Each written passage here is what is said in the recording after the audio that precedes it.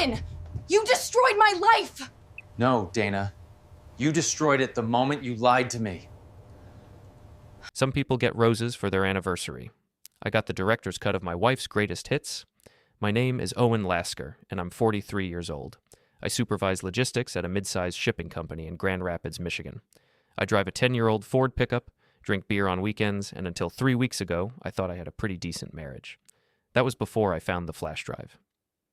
Before we dive deeper into this story, I have one small request. Please subscribe, drop a like, comment, and hit that hype button to boost this channel so more people can discover these incredible Reddit stories. It was a Tuesday night in October, rain drumming against the windows of our modest suburban home.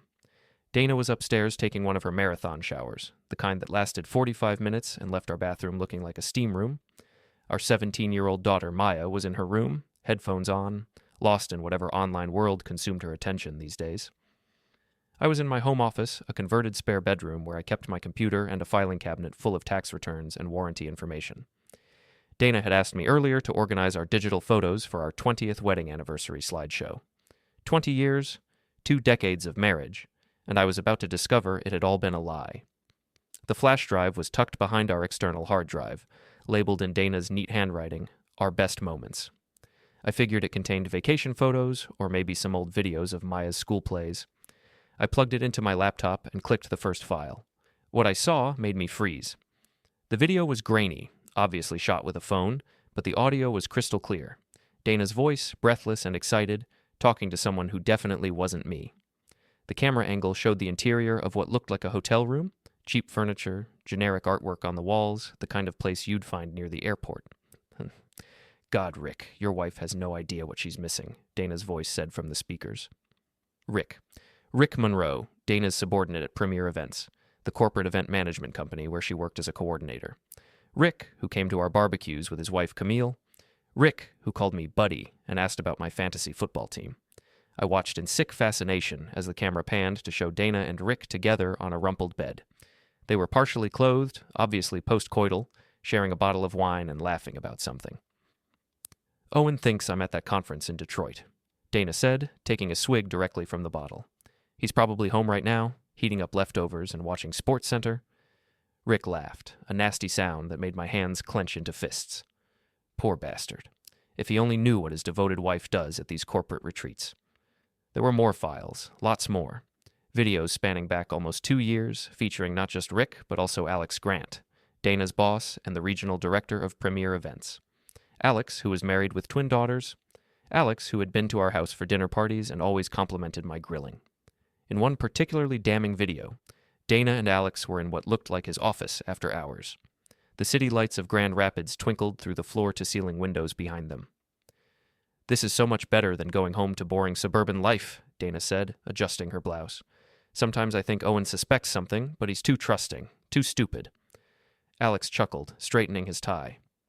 That's what makes this so easy. These blue-collar guys never think their wives would cheat up. They assume we're all just colleagues. My vision blurred with rage. 20 years of marriage, and this is what my wife really thought of me. Not just the cheating, though that was bad enough, but the casual contempt, the assumption that I was too dumb to figure it out. Well, Dana was about to learn just how smart this blue-collar guy could be. I spent the next 3 hours copying every file, organizing them by date and participant. There were dozens of videos and hundreds of photos, a comprehensive record of my wife's extracurricular activities. The timestamp showed they had been meeting regularly for almost 2 years, usually during business trips or late meetings. As I worked, my shock transformed into something colder and more focused. Anger, yes, but controlled anger. Strategic anger. Dana had made a crucial mistake by documenting everything, and an even bigger mistake by keeping the evidence where I could find it. By the time I heard the shower turn off upstairs, I had already transferred $50,000 from our joint savings account to a private account I'd opened online. I'd drafted detailed reports to Premier Events' HR department and board of directors, complete with video attachments. I'd created anonymous accounts on several local community forums and uploaded carefully edited versions of the videos, faces blurred, but voices and context clear enough to destroy reputations. The emails were scheduled to send at 9 a.m. the next morning. The forum posts would go live an hour later, and Rick's wife Camille would receive a text message with a link to the files at exactly the same time Dana walked into her office. I was closing my laptop when Dana appeared in the doorway, wrapped in her terry cloth robe, her dark hair damp from the shower. Still working on those photos? She asked, toweling her hair dry. I looked at her, really looked at her, and wondered how I'd never noticed the calculating look in her eyes, the way she always seemed to be performing rather than just being. Just finished, I said, keeping my voice neutral. Found some really interesting stuff. Oh, good. I can't wait to see what you put together. She kissed the top of my head, and I had to fight the urge to pull away. I'm exhausted. That client meeting ran so late tonight. Client meeting? Right. Yeah, I bet it was really hard work, I said. She didn't catch the edge in my voice. You have no idea. Sometimes I think about finding a different job, but the opportunities at Premiere are just too good to pass up. Opportunities, that's one way to put it. Well, get some rest, I said. Tomorrow's going to be a big day. She smiled and headed toward our bedroom. Night, honey, love you. Love you too, I lied. I sat in my office for another hour, listening to the rain and thinking about revenge. Not the hot, impulsive kind that lands you in jail, but the cold, methodical kind that destroys lives slowly and completely. The kind that uses the system against itself. Dana wanted to play games with people's trust and affection? Fine. But she was about to learn that some games have consequences she never saw coming. At exactly midnight, I sent one final message, a text to Camille Munroe that simply read, "Check your email in the morning. You need to see this." Then I went to bed, lying next to my cheating wife, and slept better than I had in months. The next morning started like any other. Dana got up at 6:30, made coffee, and spent 20 minutes in front of the bathroom mirror applying makeup for another day at Premiere events. Maya stumbled downstairs in her pajamas, grabbed a granola bar, and mumbled something about a chemistry test. I sat at the kitchen table, drinking coffee and reading the news on my phone, watching the clock tick toward 9 a.m. Dana was chattering about her schedule, a lunch meeting with potential clients, a vendor presentation in the afternoon, drinks with the team after work. A busy day ahead, I said mildly. The busiest, she agreed, checking her own phone. But that's how you get ahead in this business. You have to be willing to put in the extra effort. Extra effort. I almost choked on my coffee. At 8:50, Dana kissed me goodbye and headed for the garage. Maya caught the school bus 5 minutes later. I was alone in the house when my carefully orchestrated plan went live. My phone started buzzing at 9:15. Text messages from numbers I didn't recognize, notifications from the community forums, even a few calls that I let go to voicemail. Word was spreading fast. The first call I answered was from Vikram Patel, my best friend and the IT manager at my company. We'd known each other for 15 years, ever since he'd moved to Grand Rapids from Detroit. Owen, what the hell is going on? Vic's voice was tight with concern. I'm seeing some crazy stuff online about Dana. What kind of stuff? I asked, playing dumb. Videos, man. Someone posted videos of her with other guys. Please tell me this is some kind of deep fake bullshit. I let the silence stretch for a moment. I wish it was, Vic. Jesus Christ, are you okay? Where are you? Home. Taking a sick day to figure out what comes next. I'm coming over. Vic arrived 30 minutes later with a bag of donuts and a thermos of the strong Indian tea he preferred.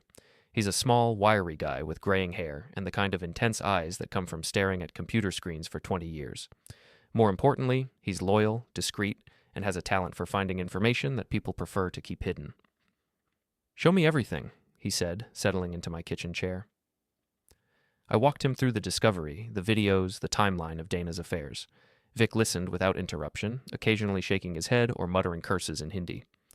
2 years, he said when I finished. 2 goddamn years, and she documented all of it? Apparently they thought it was exciting, risky. There are text messages where they talk about the thrill of almost getting caught. Idiots. Vic pulled out his laptop and started typing. What's your next move? Depends on how they react, but I'm thinking this is just the opening move. My phone rang. Dana's number. Owen. Her voice was shrill with panic. Something terrible is happening. Someone hacked my phone or my computer or something. There are videos online and HR is calling me into a meeting, and I don't understand what's going on.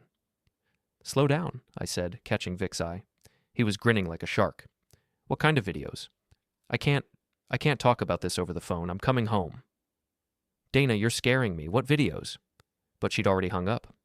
She's coming home, I told Vic. This should be interesting. Want me to stick around? Better not. I need to handle this alone. Vic packed up his laptop but left me his business card, not his regular one, but a plain white card with just a phone number. My personal line. Call me if you need anything, and I mean anything. After he left, I spent an hour reading the reactions online. The community forums were exploding with gossip. Premier Events was trending on local social media. Someone had already identified Rick and Alex from their voices, and their names were being shared along with their LinkedIn profiles and company information. Dana burst through the front door at 11:30, her face streaked with tears and her carefully applied makeup ruined. She looked like she'd aged 5 years in 3 hours. "Owen, thank God you're here. This is a nightmare. Someone is trying to destroy my life." "What exactly happened?" I asked, settling into my recliner and gesturing for her to sit on the couch. She perched on the edge of the cushions, wringing her hands. "I got to work, and Janet from HR was waiting in my office. She said they'd received anonymous emails with video attachments and that I needed to come with her immediately. They put me in a conference room and made me watch." She broke down sobbing. "Watch what?" "Videos of me, private videos, intimate videos, with Rick and Alex." I let my face show shock and hurt. Not difficult, since both emotions were genuine. "You were having affairs?" "It's not what you think. It's complicated. The business world is different than what you're used to. Sometimes relationships develop, and it doesn't mean anything serious." "Relationships? Plural?" "Owen, please. I need you to understand. This job, this career, it means everything to me, and sometimes you have to make compromises to get ahead." I stared at her, genuinely amazed by her ability to rationalize betrayal. "You're talking about sleeping with your coworkers like it's a networking strategy." That's not how I meant it." "Then how did you mean it, Dana?" "Because from where I'm sitting, it sounds like you've been screwing around for 2 years and justifying it as career advancement." She flinched like I'd slapped her. "Don't be crude." "Crude?" I laughed, a harsh sound that made her flinch again. "Dana, there are videos of you online talking about how stupid and boring I am. Crude doesn't begin to cover this situation." Her face went white. "You've seen them?" "Everyone's seen them. The whole damn city has seen them." She started crying again, harder this time. "What did HR say?" "They suspended me pending investigation. Alex, too. Rick's been demoted to junior coordinator, and they're transferring him to the Detroit office." "So you all get to keep your jobs?" "For now. But Owen, the board is meeting tomorrow. If this gets any bigger, if more people see these videos..." She didn't finish the sentence, but I could see the fear in her eyes. Premier Events was a conservative company with a lot of corporate clients.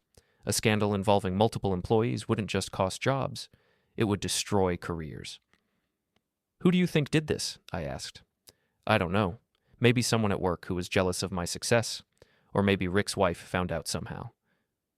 "Camille." I wondered how she was handling the news about her husband's extracurricular activities. "What do you want me to do?" I asked. Dana looked up at me with desperate hope. "Help me figure out who did this. Help me find a way to make it stop. I know I made mistakes, but I love you, Owen. I love our family. I don't want to lose everything." I studied her face, looking for any sign of genuine remorse or understanding of what she'd done. All I saw was panic about getting caught and fear of consequences. "I need time to think," I said finally. "Time to think about what?" "About whether I can forgive this. About whether I even want to try." She started to say something, then stopped. For the first time since she'd walked in, she seemed to really see me. Not as a resource to solve her problem, but as a person she'd hurt. "I should probably stay somewhere else tonight," she said quietly. "Probably." After she left, I called Vic back. "How'd it go?" he asked. "About like you'd expect. She wants me to help her figure out who's responsible." "Are you going to tell her?" "Not yet. I want to see how far this spreads first." "It's spreading fast. I've been monitoring the forums and social media. Someone identified Alex's wife, and she's apparently lawyering up. Rick's wife posted a statement on Facebook about betrayal and consequences, and there are rumors that Premier's biggest client is reconsidering their contract." "Good. What about the financial angle we discussed?" "Still working on that. Give me another day or two." That evening, Maya came home from school full of questions. She'd heard rumors, seen posts on social media, and wanted to know if Mom was really in trouble. "Your mother made some bad choices," I told her. "We're working through it." "Are you getting divorced?"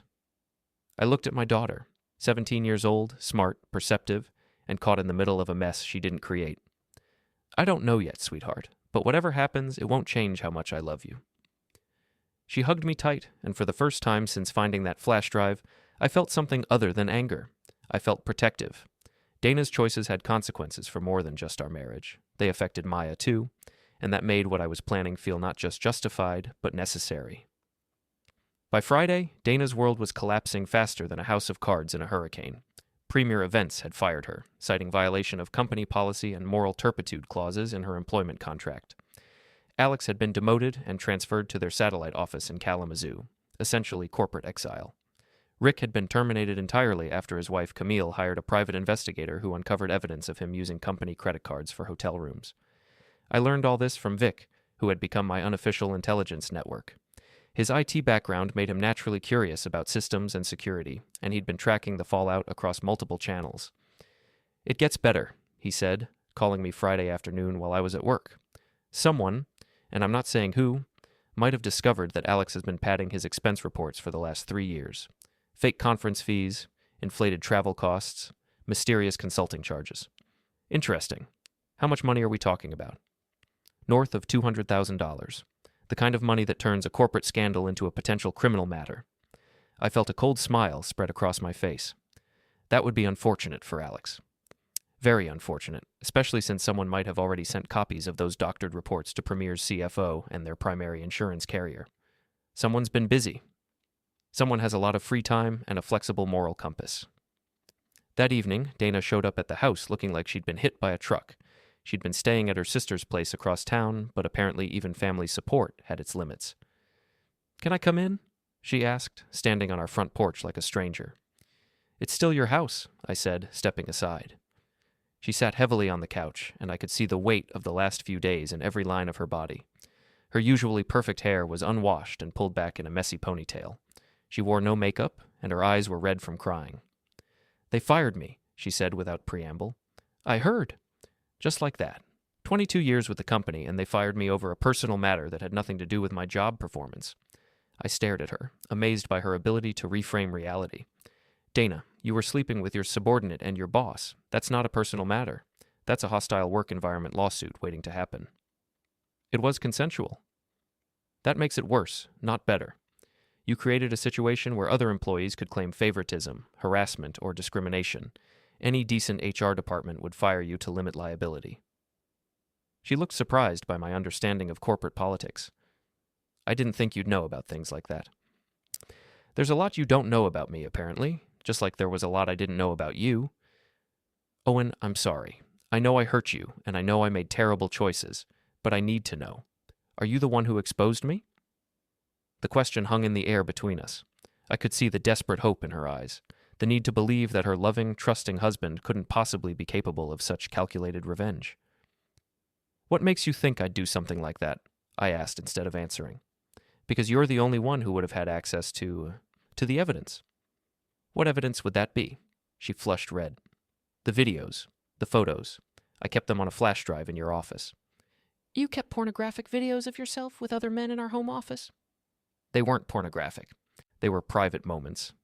"Dana, I've seen them. Everyone's seen them. There's nothing private about them anymore." She started crying again, but this time it felt different. Less panicked, more defeated. "My career is over," she said. "No one in the industry will hire me after this. And Alex says the company is investigating financial irregularities in his department. He thinks someone is trying to frame him." "Financial irregularities?" "Expense report problems, missing receipts. He says it looks like embezzlement, but he never stole anything." I made a mental note to thank Vic for his thoroughness. "That sounds serious. Owen, I need to ask you something, and I need you to be honest with me." "Okay. Are you behind this? The videos, the investigation, all of it?" I looked at my wife of 20 years, this woman who had shared my bed, raised my daughter, and betrayed me so casually that she documented it for posterity. And I decided it was time for some honesty. "Yes," I said simply. The word hit her like a physical blow. She actually recoiled, pressing back into the couch cushions. "How?" she whispered. "You left the flash drive in my office. I found it while organizing photos for our anniversary slideshow. 20 years of marriage, and I was going to surprise you with a romantic trip down memory lane. Instead, I got a front row seat to your greatest hits reel." "But the financial stuff with Alex?" "That took some digging, but it wasn't hard to find. Guys like Alex always think they're smarter than the system. They get sloppy." She stared at me like she was seeing a stranger. "You destroyed my life." "No, Dana, you destroyed your life. I just made sure everyone else knew about it." "How could you be so cruel?" The question made me laugh. a bitter sound that echoed in our living room. Cruel? You spent 2 years sleeping with your coworkers and laughing about what a boring, stupid husband you had. You called me a poor bastard who was too trusting to figure out what his devoted wife was really doing. And I'm cruel? I never meant for you to see those things. That makes it worse, not better. You weren't just cheating, you were mocking me. You turned our marriage into a joke for your entertainment. She was sobbing now, but I felt no sympathy. If anything, her tears made me angrier. I trusted you completely, I continued. 20 years, Dana. 20 years of believing you when you said you were working late, or going to conferences, or having drinks with the team. 20 years of being the dependable husband while you were off playing games with other people's marriages. I'm sorry. I'm so sorry. Sorry you got caught. There's a difference. No, I'm sorry I hurt you. I never wanted to hurt you. But you did it anyway. For 2 years you looked me in the eye and lied. You came home from your little adventures and kissed me goodnight. You sat across from me at dinner and asked about my day while thinking about Rick and Alex. It wasn't like that. Then what was it like, Dana? Explain it to me. Help me understand how a woman spends 20 years with a man, has his child, builds a life with him, and then decides to throw it all away for some office excitement. She couldn't answer. Or wouldn't. We sat in silence for several minutes, the weight of destroyed trust settling between us like a physical presence. Finally, she spoke. What happens now? Now you face the consequences of your choices. I mean with us, with our marriage. I looked at her, really looked at her, and tried to find any trace of the woman I'd fallen in love with 23 years ago. All I saw was a stranger who happened to share my address.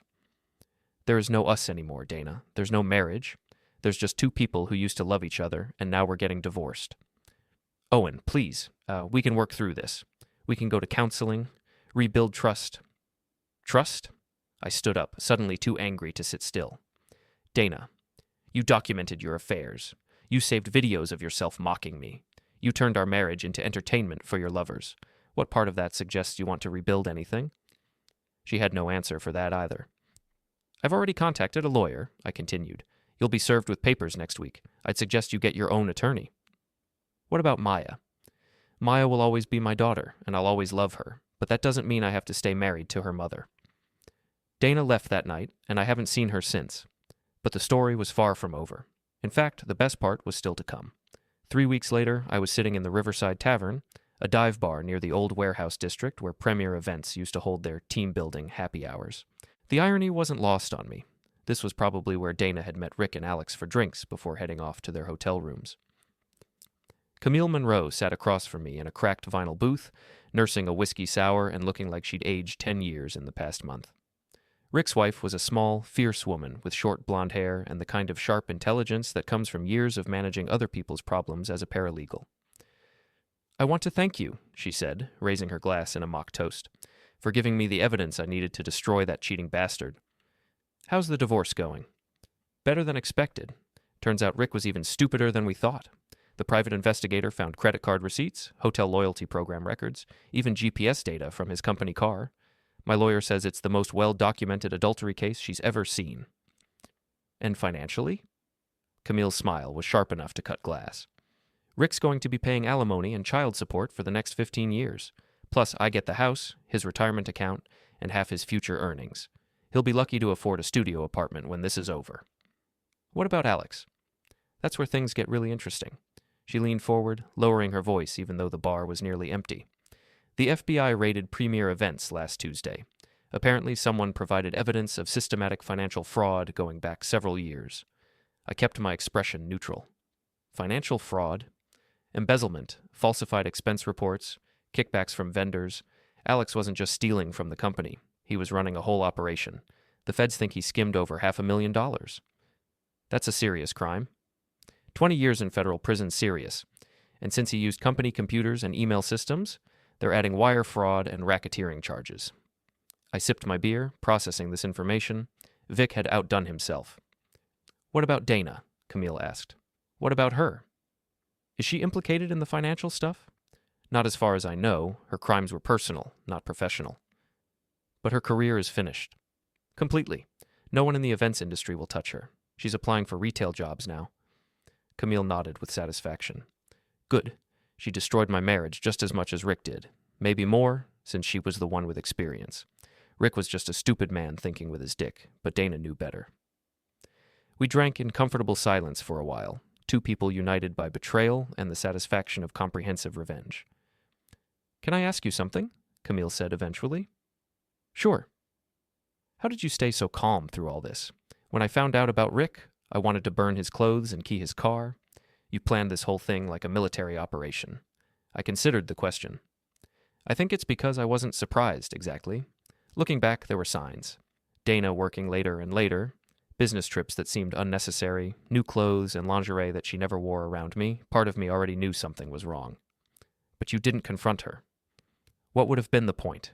She would have denied it, or minimized it, or found a way to make it my fault. Cheaters don't confess, they just get better at hiding. So you decided to expose her instead. I decided to let her expose herself. All I did was make sure the right people saw what she'd already recorded. Camille raised her glass again. To letting them expose themselves. To consequences, I replied. We were finishing our drinks when Rick walked into the bar. He looked terrible, unshaven, wearing a wrinkled shirt and jeans that hung loose on his frame. He'd lost weight, and his eyes had the hollow look of a man who'd lost everything that mattered to him. He spotted us immediately and started walking over, his face flushed with anger and alcohol. "Well, well," he said, his voice slurring slightly. "If it isn't the revenge squad." "Hello, Rick," Camille said coolly. "Shouldn't you be at your new job?" "Got fired yesterday. Apparently being involved in a federal investigation makes you unemployable." "Imagine that," I said. Rick turned his attention to me, swaying slightly. "You think you're pretty smart, don't you, Owen? Destroying people's lives from behind your computer." "I didn't destroy anything, Rick. I just shared your wife's home movies with a wider audience." You ruined everything. My marriage, my career, my reputation, all because you couldn't handle the fact that your wife preferred real men." The insult hung in the air for a moment. I could feel Camille tense beside me, waiting to see how I'd react. I stood up slowly, keeping my movements calm and deliberate. Rick was drunk, angry, and looking for a fight, but I wasn't going to give him the satisfaction of losing control. "Rick," I said quietly, "you slept with my wife for 2 years and bragged about it on camera. You called me a poor bastard and laughed about how stupid I was. You used company money to pay for hotel rooms and thought you were clever enough to get away with it." I stepped closer, and Rick instinctively backed up. "But here's the thing, I'm not the one who's unemployed, divorced, and facing federal charges. I'm not the one who threw away 20 years of marriage for some office excitement, and I'm not the one who's going to spend the next decade rebuilding my life from scratch." Rick's face was red with rage, but he didn't say anything. "So if you want to blame me for your problems, go ahead, but we both know the truth. You did this to yourself. All I did was make sure everyone else knew about it." Rick looked like he wanted to take a swing at me, but something in my expression must have warned him off. Instead, he turned and walked away, muttering curses under his breath. "That was well handled," Camille said as we watched him leave. "Rick's not the real problem. He's just a weak man who made bad choices. The real problem was Alex." "Was?" I smiled, thinking about the phone call I'd received that morning. "Alex was arrested this morning. The FBI had enough evidence to charge him with 15 counts of wire fraud and embezzlement. His lawyer says he's looking at 25 years minimum." "Jesus, what about his wife and kids?" "They'll survive. His wife filed for divorce last week and moved back to her parents' house in Ohio. She's a nurse. She'll be fine." We left the bar together, walking out into the cool October evening. The leaves were changing colors, and there was a crisp edge to the air that promised winter was coming. "What's next for you?" Camille asked as we reached our cars. "Rebuilding. New house, new routines, new life. Maya's applying to colleges, so she'll be gone soon anyway." "Any regrets?" I thought about the question seriously. 3 months ago, I'd been a married man with what I thought was a stable, happy life. Now I was divorced, living alone, and had orchestrated the complete destruction of several people's careers and reputations. "No," I said finally. "No regrets at all." 6 months later, I was living in a small lakeside cabin about an hour north of Grand Rapids. It wasn't much, 2 bedrooms, a kitchen that barely qualified as functional, and a living room with windows that looked out over the gray waters of Lake Michigan. But it was mine, bought with money from the sale of the suburban house that Dana and I had shared for 15 years. Maya was finishing her senior year and had been accepted to Michigan State with a partial scholarship. She spent weekends with me at the cabin, and we developed a routine of hiking, fishing, and talking about everything except her mother. Dana, meanwhile, had moved into a studio apartment above a coffee shop in downtown Grand Rapids. She was working part-time at a department store and part-time as a freelance event coordinator for small local businesses. Weddings, birthday parties, the kind of low-budget affairs that were a far cry from the corporate events she used to manage. I thought the story was over. I was wrong. It was a Saturday in early April when they came to the cabin. I was on the back deck, grilling burgers and enjoying the first warm day of spring, when I heard car doors slamming in my driveway. Dana's voice carried across the yard. "I know he's here. His truck is right there." I walked around to the front of the cabin and found 3 people standing near my porch. Dana, Rick, and Alex Grant. Alex looked like hell. 6 months in federal custody waiting for trial had aged him dramatically. His hair had gone completely gray, and he'd lost so much weight that his clothes hung on him like a scarecrow. Rick looked better physically, but there was something desperate in his eyes that hadn't been there before. Dana looked different, harder. Her hair was shorter, and she'd lost the polished, professional appearance that had defined her for so many years. She wore jeans and a flannel shirt, and her face had the lean, hungry look of someone who'd learned to live with less. "Well," I said, leaning against my porch railing, "this is unexpected. What brings the 3 musketeers to my humble retreat?" "We need to talk," Dana said. "About what?" "About ending this," Alex said. His voice was hoarse, probably from months of stress and legal consultations. "About making this stop." I looked at the 3 of them standing in my driveway like some kind of delegation from hell, and I started laughing. "Make what stop?" "Alex, you're facing federal charges for embezzlement. Rick, you're divorced and unemployed. Dana, you're working retail after 20 years in corporate events. What exactly do you think I'm still doing to you?" "You're still posting about us online," Rick said. "Still spreading rumors, still trying to destroy what's left of our reputations." "I haven't posted anything about any of you in months. I don't need to. You've all done a fine job destroying yourselves." "Bullshit," Dana snapped. "Someone's been sending information to my potential employers. Every time I get close to landing a decent job, they suddenly change their minds. That's not coincidence. Maybe they're just doing their due diligence. Your little adventure went viral, remember? A simple Google search brings up everything." "We know it's you," Alex said, "and we want it to stop." "Or what?" The 3 of them exchanged glances, and I realized they'd planned this confrontation. They'd driven up here together, probably spent the trip working up their courage and deciding what they were going to say. "Or we go to the police," Dana said. "What you did was illegal. Revenge porn, harassment, invasion of privacy. We could have you arrested." I stared at her for a moment, then started laughing again. "Dana, you recorded those videos yourself. You kept them on a flash drive in our shared home office. There's no invasion of privacy when someone finds evidence of adultery in their own house." "But you distributed them without our consent?" "Actually, I distributed them with your consent. Your voice is clearly audible on several of the recordings, encouraging Rick and Alex to share the videos with other people. 'Send this to Rick, I dare you,' I believe was the exact phrase." Dana's face went white. She'd forgotten about that particular moment of drunken exhibitionism. "Besides," I continued, "I'm not the one who's been sabotaging your job prospects. That would be Camille." "Camille." "Rick's ex-wife. She's been very thorough about making sure everyone in the local business community knows exactly what kind of people you are. Turns out paralegals have excellent research skills and a lot of professional contacts." Rick cursed under his breath. "That vindictive snake." "Careful, Rick. That vindictive snake is the mother of your children. And she's also the reason you're only paying child support instead of sitting in jail for financial fraud." "What's that supposed to mean?" "It means Camille chose not to press charges when she discovered you'd been stealing from your kids' college funds to pay for hotel rooms. She could have had you arrested for theft, but she decided bankruptcy was punishment enough." The 3 of them looked stunned.